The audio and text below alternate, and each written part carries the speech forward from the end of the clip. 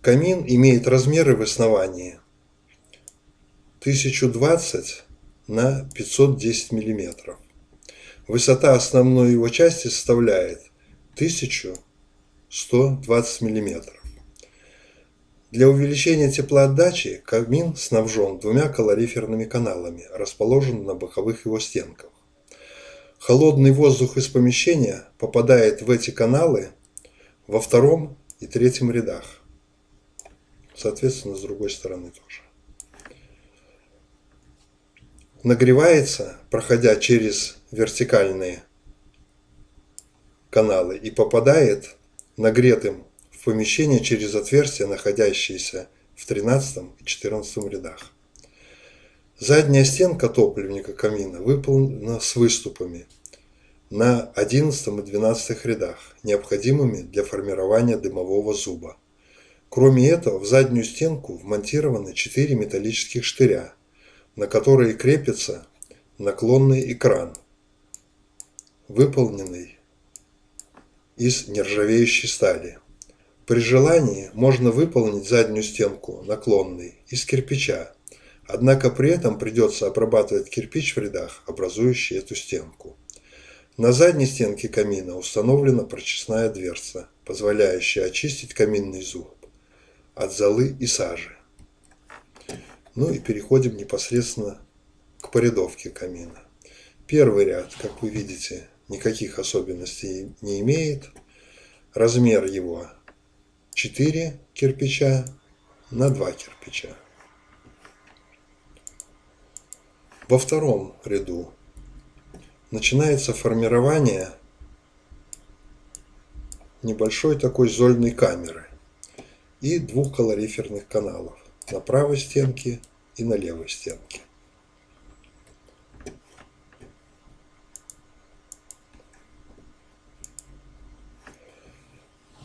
В третьем ряду делается перекрытие нашей зольной камеры. Вот здесь вот вырезается посадочное место для установки колосниковой решетки. Ну и продолжается формирование калориферных каналов.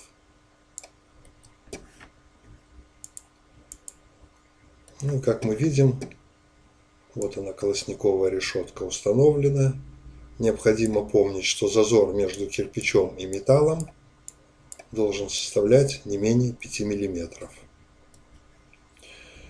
Ну и еще, что можно сказать про этот ряд, что вот эти вот кирпичи выпущены вперед на 60 мм.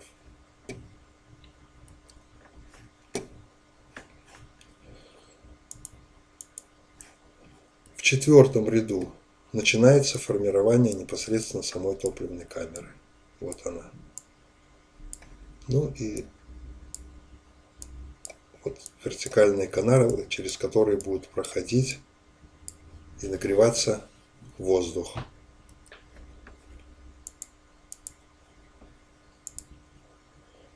В пятом ряду, значит, в шов этого ряда будут заложены два штыря. Ну, они имеют, как видите, Г-образную форму, и на концах этих штырей имеется резьба для того, чтобы было удобно закрепить экран из нержавеющей стали, про который я вам говорил. В шестом ряду продолжается формирование топливной камеры. Аналогично в седьмом ряду, в восьмом ряду, в девятом ряду. И немножко остановимся на 10-м ряде. Значит, здесь кирпич на задней стенке топливной камеры выдвинут вперед на четверть кирпича, как видите, вот, относительно вот этой стенки. Значит, вот эти вот кирпичи боковые, они выбраны таким размером, чтобы расстояние между вот этими вот кромками составляло 490 миллиметров.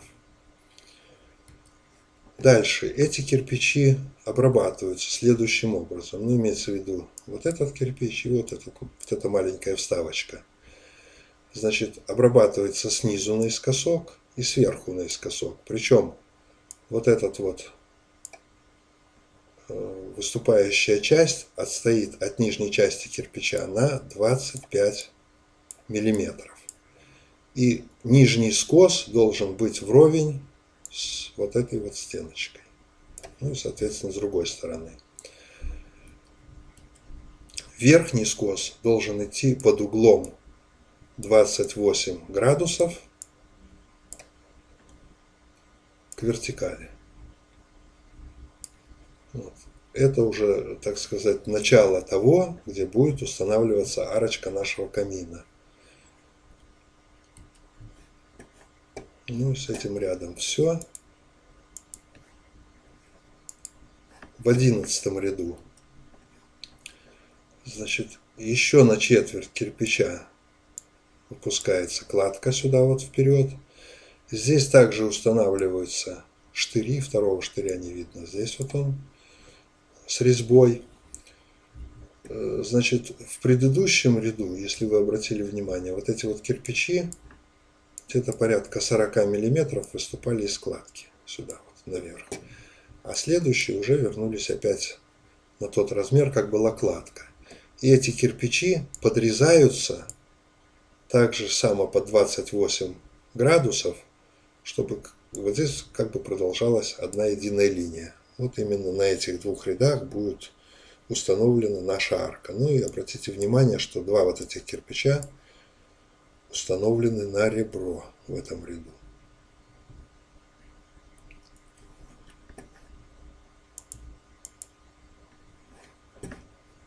И на нашей штыре мы устанавливаем такого вот вида экран. Это будет он являться задней стенкой нашего камина. Будет стоять под наклоном.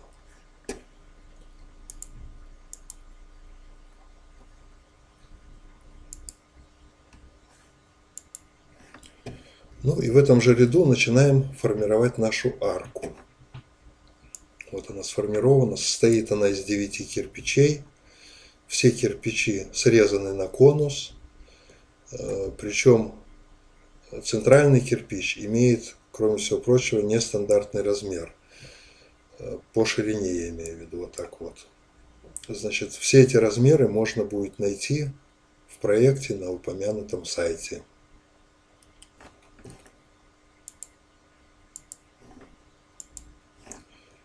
В 12 ряду арка перекрывается этим рядом. Ну и обратите внимание, что центральный кирпич арки выходит как раз на уровень вот этого верхней части 12 ряда.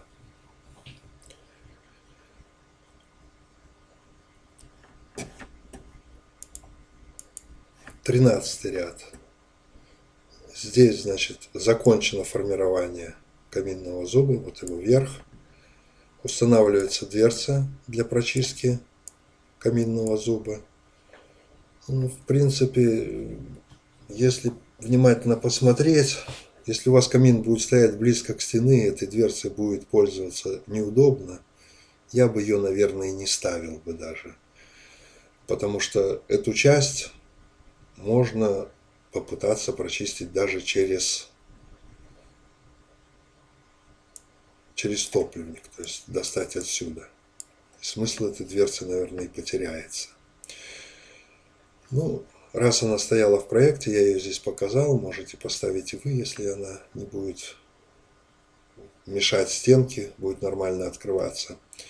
Значит, и обратите внимание, что калориферные каналы, здесь из них уже появился выход на 13 ряду с одной и с другой стороны.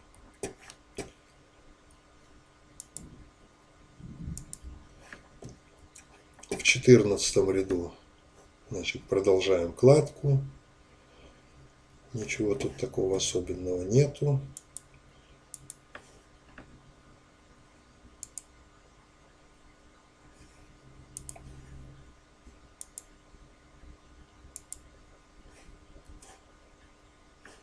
Пятнадцатый ряд. Значит, ряд выдвинут влево, вправо и вперед на 60 миллиметров. Здесь как бы такая декоративная полочка получилась. Ну и весь камин перекрыт, остается только вот это вот отверстие, где будет наш дымоход этого камина. И в 16 ряду также выпускается еще на 60 миллиметров вперед, влево и вправо. Заднюю часть, обратите внимание, мы не трогаем. Отверстие вот это доводится до размера целого кирпича. И, в принципе, здесь вот у нас получается вот это вот все пространство, это будет каминная полка.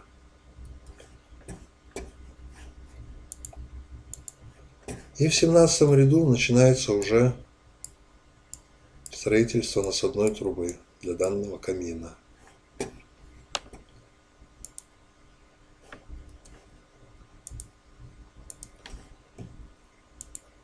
В 18 ряду продолжаем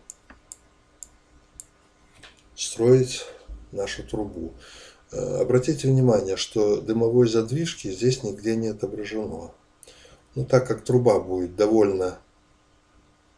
расположена довольно далеко от потолка, то каминную задвижку можно поставить в эту трубу в любом удобном для вас месте. Причем от вида задвижки она может выдвигаться либо в одну сторону, либо в другую, либо вообще вперед. Какая задвижка у вас будет под руками. Ну и это здесь мы видим разрезы этого камина. Собственно, объяснять здесь особо нечего. Вот это наша зольная камера. Вот это топливник. Здесь закреплен экран из нержавеющей стали. Вот он, каминный зуб и выход в трубу. Ну и два калориферных канала. Один и второй, через который проходит холодный воздух, нагревается и попадает в помещение.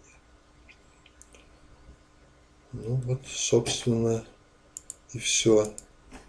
И в результате у вас должен получиться такой вот камин, как я вам показал в начале.